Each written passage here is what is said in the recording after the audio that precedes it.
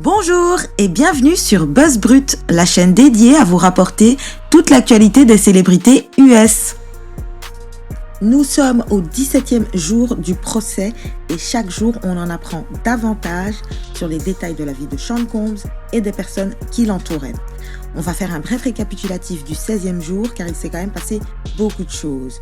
Alors, la veille, nous avons eu le témoignage de Brianna Bongolan, également connue sous le nom de Bana, une amie proche de Cassie pendant sa relation avec Sean Combs. Bongolan a décrit ce qu'elle a vu en tant que témoin et amie. Elle a détaillé l'état émotionnel et physique de Cassie tout au long de sa relation avec Combs. Elle a décrit la peur et l'isolement de Cassie, renforçant le témoignage de cette dernière. Son témoignage a vraiment servi à humaniser l'expérience de Cassie et à soutenir la tentative de l'accusation de montrer un schéma de contrôle psychologique et d'abus.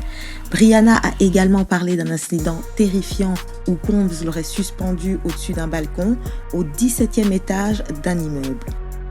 Lors du contre-interrogatoire de la défense, l'avocate Nicole Westmoreland a pressé Bongolan comme un citron sur les incohérences dans son témoignage et la nature exacte de sa relation avec Cassie.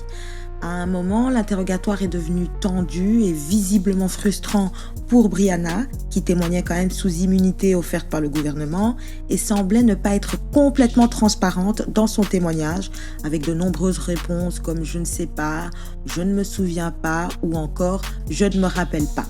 Westmoreland, l'avocate de Diddy, a semblé remettre en question la crédibilité de Bongolan, suggérant qu'elle pourrait exagérer son implication ou chercher à se mettre en avant dans l'affaire, tout en essayant de soutirer une grosse somme d'argent à Diddy, étant donné qu'elle a quand même une plainte de 10 millions de dollars en civil contre lui.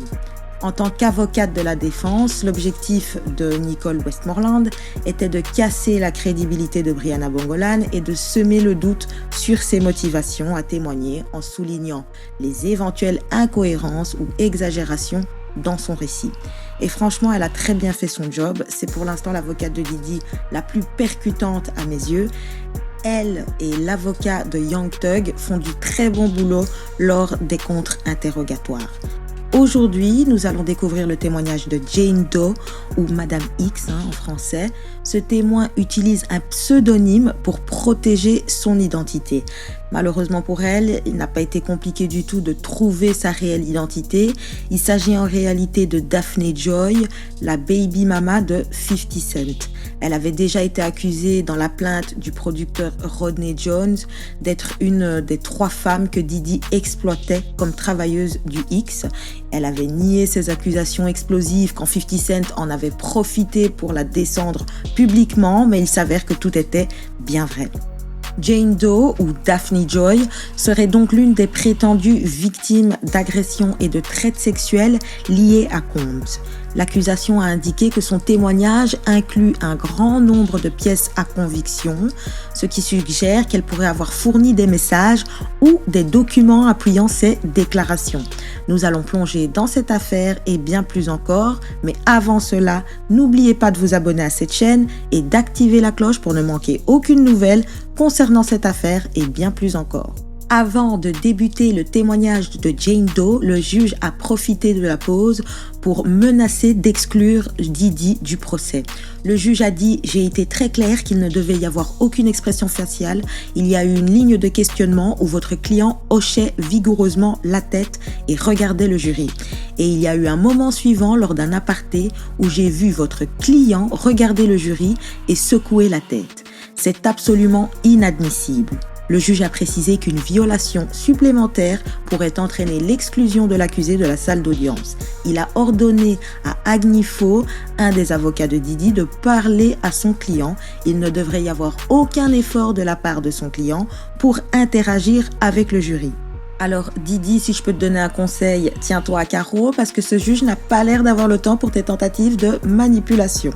Alors, le juge commence par vérifier que tous les écrans qui retransmettent les images de l'audience dans la galerie publique sont éteints parce que le témoin témoigne sous X, donc le juge veut préserver son identité un maximum. Malheureusement pour elle, c'est perdu d'avance. L'interrogatoire du gouvernement débute. Où avez-vous grandi ? Jane Doe répond en Californie. Quel est votre niveau d'études? J'ai fait des études supérieures puis du mannequinat. Avec qui avez-vous eu une relation de 2021 à 2024? Sean Combs. Comment l'appeliez-vous? Sean, bébé ou Ernest? Pourquoi Ernest? C'était un délire entre nous, j'étais Bart et lui c'était Ernest. Quand l'avez-vous rencontré pour la première fois? Lors d'un voyage entre filles à Miami, en 2020. Il sortait avec une amie, il était vraiment drôle et gentil. Nous nous sommes bien entendus, nous sommes allés sur un yacht et il m'a donné son numéro de téléphone. Avez-vous vu des drogues? Oui, cette première nuit, j'ai vu une de mes amies qui voulait des drogues, je pense. L'accusation répond alors « Je ne veux pas que vous supposiez ». Où êtes-vous allé ce premier soir? Jane répond « Au studio et dans une boîte le Two-Star. Un homme a sorti de la poudre rose, mais ma copine était déjà contrariée. Elle trouvait que je me rapprochais un peu trop de Sean, alors nous sommes partis brusquement. Ok, et le lendemain? Il m'a envoyé un message pour me dire qu'il aimerait me faire sortir. J'ai répondu que ça semblait compliqué. Où viviez-vous alors? Sur la côte Est. Monsieur Combs vous a-t-il recontacté? Oui, il était très séducteur et il m'a invité à Miami. Lisez ce message, que dit-il? Il dit « Appelle-moi Ernie ». Qui poursuivait qui? Il me poursuivait, mais j'étais respectueuse envers ma copine. Mais elle a fini par se marier et déménager à l'étranger, alors j'ai senti que j'avais le feu vert pour avancer avec Sean. Voyait-elle Sean et son fiancé en même temps? Oui. Quand avez-vous revu Sean? Je suis allée à Miami en janvier 2021 et il m'a réservé une chambre d'hôtel. Où avez-vous eu votre premier rendez-vous? Le balcon de l'hôtel. Elle raconte. Je me souviens quand j'ai vu Sean pour la première fois. Il est entré dans la chambre d'hôtel et il était tout simplement plus grand que nature. Il s'est immédiatement plongé dans une longue conversation avec moi et nous avons ensuite fait l'amour longtemps tous les deux. Ce soir-là, nous sommes sortis pour un vrai rendez-vous. Nous sommes allés dans un restaurant et nous avons eu un tête-à-tête plus calme. Combien de temps a duré votre premier rendez-vous? 5 jours. Que lui avez-vous dit de votre passé?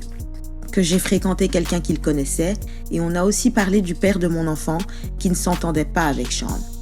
Et voilà, c'est juste cette petite phrase qui nous confirme, parce qu'il y a déjà eu des petits indices, mais là cette phrase vraiment confirme que c'est bien la baby mama de 50 Cent qui témoigne sous X dans ce procès et qui était donc une des travailleuses du sexe personnel de Diddy pendant des années, quoi. Cent et Diddy se détestent depuis des années. Je ferai peut-être une vidéo sur leur embrouille, mais en gros 50 Cent reproche à Diddy d'être un peu bizarre. Il a eu l'impression que Diddy voulait le recruter, et avec tout ce qui sort sur Diddy maintenant, c'est peut-être possible. Et donc voilà, bref, 50 Cent a toujours détesté Diddy, a toujours détesté son énergie, l'a toujours trouvé un peu dans in the closet, je sais plus comment on dit en français, mais voilà, il a toujours eu l'impression que Diddy ne s'assumait pas et n'était pas son vrai lui. On va dire ça comme ça. L'interrogatoire continue. Combien d'enfants aviez-vous? 1. Que disait Sean de votre relation? Qu'on était amis, il disait que ce n'était pas une vraie relation. Mais sur mon vol retour, je savais déjà que j'étais folle amoureuse de lui. Comment restiez-vous en contact? Par message principalement. Avez-vous voyagé avec lui? Oui, dans les îles turques. J'étais super excitée, je n'y étais jamais allée avant. Qui d'autre a voyagé avec vous lors de ce voyage de février 2021? Christina Corum, l'assistante personnelle de Sean, le chef cuisinier, le majordome et son barbier. Combien de temps êtes-vous restés? 9 jours dans les îles turques et 6 jours aux Bahamas. Quel était votre travail? Faire de la publicité pour des marques, des placements de produits sur mes réseaux sociaux. Que vous a-t-il donné lors de ce premier voyage? Un bracelet Love, et il disait qu'il me donnerait de l'argent parce qu'il m'avait emmené loin de chez moi pendant plusieurs jours. J'ai vraiment apprécié cela. Combien vous a-t-il donné? 10 000 $. MDR. C'est vraiment pas beaucoup selon moi. Comment t'es la baby mama de 50 Cent, mais tu te fais arnaquer comme ça? Parce que si je prends 10 000 $ divisé par 15 jours, elle a fait 15 jours, ça fait genre 600 € la journée. Pour faire les choses qu'on sait que Diddy aime faire, franchement 600 € la journée, ça les vaut pas, mais continuons. Quelle drogue aviez-vous utilisé avant? de l'ecstasy 2 fois. Vous en avez pris à Turc avec Didi? Oui. Qui vous l'a suggéré? Sean. Il ne m'a pas lâché avec ça, il m'a proposé au moins 10 fois dans la piscine. Il m'a donné une pilule, il disait que ce serait tellement plus amusant. Je n'ai pas eu une bonne réaction. Je me souviens que je marchais sur la plage avec lui quand je suis tombée tout à coup sans raison. Je pense que je criais aussi, je réagissais mal. Ils m'ont alors mis sous la douche, enfin Christina Corum l'a fait. Avez-vous pris une autre pilule d'ecstasy plus tard? Oui, mais une dose plus petite. Ça m'a alors rendue détendue, euphorique et sexuelle. Ça amplifiait le toucher et les sens, ça me faisait me sentir amoureuse et séductrice. Parlez-nous de la descente. C'était comme si votre esprit se réajustait. Vous êtes juste très fatigué. Aux Bahamas, avez-vous continué à prendre des drogues? Oui, de l'ecstasy. Sean m'en a donné. On a très vite commencé à employer le mot amour. Il m'a directement dit qu'il voyait plusieurs femmes, mais j'étais OK avec ça. Pourquoi? Parce que je l'aimais. Aviez-vous l'impression d'avoir l'option d'être exclusif dans cette relation? Non. Jusqu'à quand avez-vous continué à fréquenter M. Combs? Jusqu'à son arrestation. Des pauses? 2, pendant 4 mois. À quel point étiez-vous public? C'était très privé. Avez-vous posté sur votre relation avec Sean Combs sur vos réseaux sociaux? Une seule fois. Je lui ai souhaité un joyeux anniversaire. Où avez-vous déménagé après avoir rencontré Sean Combs? De la côte Est à LA. Il m'a donné $6,000 pour mon déménagement, pour le camion de déménagement. À quelle fréquence le voyez-vous? Toutes les 2 semaines. Que vous donnait-il? Il était doux et il me donnait de l'argent de temps en temps, que ce soit en liquide ou par virement. À quelle fréquence preniez-vous des drogues? Chaque fois que je voyais Sean, je prenais Exta, Coke ou encore de la kétamine. L'ecstasy amplifiait mon côté sexuel, la Coke me rendait excitée et alerte. Par contre, je n'aimais pas la K. J'avais l'impression que les murs se refermaient sur moi. Dans quel contexte Sean vous donnait-il des drogues? Quand nous avions des relations sexuelles. Qu'avez-vous appris de ses goûts? Tant de choses, comme le fait qu'il aimait avoir un film porno en fond sonore et visuel. Il aimait que je sois en lingerie et avec des chaussures de stripteaseuse haut de gamme. Je devais mettre de l'huile pour bébé partout sur mon corps et le sien. Quel type de pièces? Dans ses chambres. Comment était-ce éclairé? Nous avions des lumières tamisées rouges. Comment vous sentiez-vous? J'aimais bien l'ambiance. Ok, en mai 2021, que s'est-il passé? Je me souviens que nous regardions un porno, on parlait de nos fantasmes, on faisait des recherches sur des sites web. Il m'a dit qu'il voulait que je fantasme sur un autre homme. Nous étions debout depuis 15 ou 24 heures grâce à la MDMA et à l'ecstasy. Il a sauté sur l'occasion et il m'a dit « Je peux faire en sorte que ça arrive, si tu veux ». Au début, je lui ai répondu que ça m'intéressait pour ne pas casser l'ambiance et pour rester dans la séduction. Mais quelques minutes plus tard, il m'a répété de manière très sérieuse « Je peux faire en sorte que ça arrive ce soir ». Comment avez-vous réagi? J'étais un peu perdue et je lui ai répondu « Ce soir ?» Alors ok. Jane Doe retient ses larmes à ce moment-là. Elle fait des pauses dans son témoignage alors qu'elle décrit comment sa relation avec Didi a dégénéré en une relation de fantasme sexuel plus sombre. Daphné continue. Ensuite, nous étions dans un hôtel et j'ai vu l'assistant préparer la pièce. Les lumières rouges étaient déjà allumées. Vous souvenez-vous de quel assistant? Non. Pendant ce temps, Didi me disait que quelqu'un allait venir pour moi ce soir, qu'il connaissait le mec, mais j'étais super nerveuse. Qui pensiez-vous que c'était? Le mec du fantasme. Que pensiez-vous qu'il allait se passer? Des choses sexuelles entre moi et le mec du fantasme. Que s'est-il passé quand l'escorte est arrivée? Ils ont parlé un petit peu entre eux. C'était une chambre d'hôtel normale ou une suite? Une suite. Qu'avez-vous fait par la suite? J'ai dit bonjour à Don et je me suis assise sur le canapé avec mon peignoir, les jambes croisées. J'étais hyper nerveuse. Que s'est-il passé ensuite? Sean m'a dit de me lever, je l'ai fait. J'ai commencé à danser pour calmer mes nerfs. Que portait Don? Ses sous-vêtements. Que faisait Sean? Il se touchait. Se donnait-il du plaisir? Oui. Parlait-il? Que disait-il? Il m'encourageait à continuer, il était doux. J'ai commencé à toucher Don et Don a commencé à me toucher. À la fin, j'étais prête à accélérer un peu les choses. Que voulez-vous dire par là? J'étais prête à passer à l'acte. À ce moment-là, Jane Doe se met à pleurer. Le procureur continue. Qu'avez-vous demandé? Un préservatif. Que vous a dit Sean? Que ces mecs sont tous testés tout le temps et que le préservatif n'était vraiment pas nécessaire. Mais j'étais hésitante et il a fini par donner à l'escorte un préservatif. Que s'est-il passé quand Don est parti? Quand Don est parti, Sean et moi avons fait l'amour. Le lendemain, nous avons passé une belle journée sur son yacht. L'avocate lui demande « Comment vous sentiez-vous après cette première expérience ?» J'étais en extase. Je me sentais exaltée. C'était fun, c'était tabou, c'était sexy, c'était complètement fou et je me suis amusée avec mon partenaire. Pensiez-vous que vous le referiez? Non, ou peut-être que quelques fois. Comment les choses ont-elles changé après? Ce soir-là, j'ai ouvert la boîte de Pandore et je n'ai jamais plus réussi à la fermer. À partir de ce jour-là, c'était tout le temps, c'était trop. Après cette nuit, 90% du temps, je couchais avec d'autres hommes. Plus tard, lui avez-vous dit que vous ne vouliez plus le faire? Oui. Par écrit ou verbalement? Les deux, plusieurs fois. Que vous disait Sean à propos de votre loyer quand vous disiez ne pas vouloir coucher avec d'autres hommes? Qu'il me donnerait peut-être 3 fois plus par mois si je continuais. Comment vous sentiez-vous? Frustré et obligé. Jusqu'au moment de son arrestation. Payait-il toujours votre loyer et vous faisait-il sentir l'obligation d'avoir des relations sexuelles avec d'autres hommes? Oui. Comment appeliez-vous ces nuits? Soirée débauche ou nuit d'hôtel? Donc là, on voit qu'il a évolué la terminologie. Avec Cassie, elle était hyper jeune, voilà, 20 ans. Il avait choisi le terme freak-off. Mais avec Daphné, qui avait déjà la trentaine lorsqu'ils se sont rencontrés, il a choisi un terme, on va dire, plus mature. Soirée d'hôtel, soirée débauche. Voilà quoi.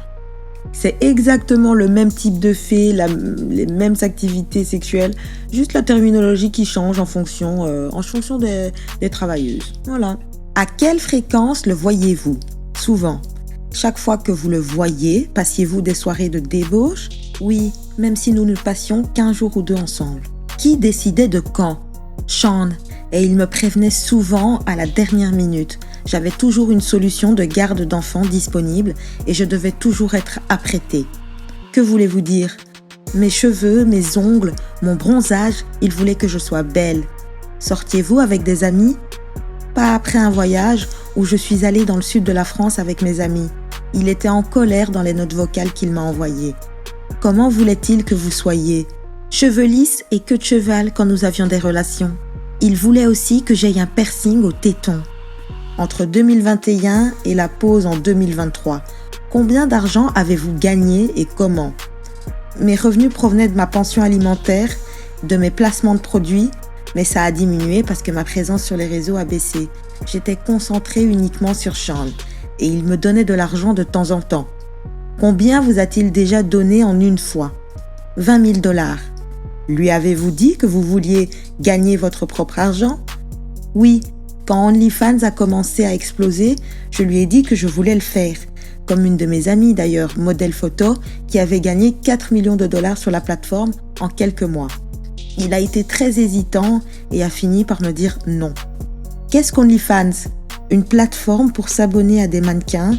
J'y aurais fait des photos et des vidéos en lingerie et de la nudité légère. Pourquoi sentiez-vous que vous aviez besoin de son approbation? Je le considérais comme mon petit ami. Voici une pièce à conviction. Qu'est-ce que c'est? Mon bail en date du 4 avril 2023. De combien était votre loyer chaque mois? 10 000 $. Sean m'a proposé qu'on établisse un contrat entre nous. Il m'a demandé combien je voulais par mois comme allocation de sa part.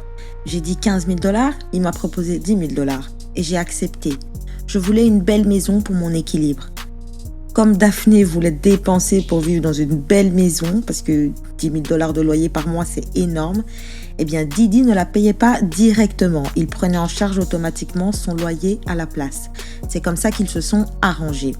Le gouvernement a montré au jury un mail que le comptable de Didi a envoyé à Jane Doe, donc à Daphné, et à son propriétaire concernant les paiements du loyer de Daphné. Qu'est-ce que c'est? Un virement pour payer votre loyer? Oui. Qui obtenait votre billet d'avion pour aller aux nuits d'hôtel? Son agent de voyage, Jess ou Christina Corum, son assistante. à quoi ressemblaient les suites d'hôtels. Lumière rouge, drap partout avec une utilisation excessive d'huile pour bébé. Par nuit d'hôtel, 2 douzaines de bouteilles ou un peu plus. 2 douzaines de bouteilles. 2 douzaines de bouteilles, les gars, ça veut dire en moyenne 24 petites bouteilles. Vous voyez bien la taille d'une bouteille d'huile pour bébé. Donc il en utilisait 24 par nuit d'hôtel, par nuit de débauche. Donc son témoignage s'arrête là pour le moment, avec encore pas mal d'événements ou de schémas de comportement qu'on connaît maintenant, car plusieurs personnes sont déjà venues témoigner des mêmes faits. Ça tend donc à prouver qu'effectivement Didi opérait un réseau de trafic sexuel avec des escortes qu'il payait pour leurs services et qu'il déplaçait à travers les États-Unis à des fins de prostitution. On rappelle que c'est tout à fait illégal, mais maintenant, tout ce que je veux, c'est savoir ce que vous en pensez. Donc laissez-moi un commentaire, vous savez comment on fait. Merci d'avoir regardé, mais avant de partir, n'oubliez pas de vous abonner à cette chaîne, d'aimer cette vidéo et d'activer la cloche pour ne pas rater mes nouveaux épisodes. Bisous!